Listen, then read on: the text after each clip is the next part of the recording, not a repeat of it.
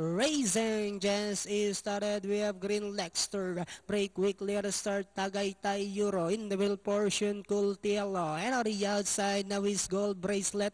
Security General comes next. Then followed by the Real Thing. While Fisher Champ is the early trailer by about 6 lengths of the leader. And as they swing down the back, we have Security General by about half length. Cultiello in second. Moving up now on the outside is Gold Bracelet.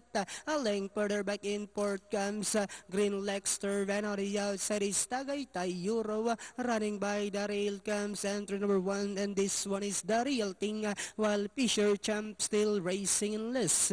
Inside the 3 Octavo, we have Security General by about half length. About to throw the challenge now on the outside is Gold Bracelet to take the lead. We have Gold Bracelet now takes command by our length and a half. Moving up now on the outside is Green Lexter. Security General. Cultiello in the middle as they swing for home. We have Gold Bracelet this time by about 3 lengths. And in second is Green Lexter. Cultiello is done on the inside. Last 75 meters we have Gold Bracelet followed by Green Lexter, and finally it's Gold Bracelet, Green Lexter, Cultiello. Then comes Tagaytay Euro and the Real Thing. Fisher Champ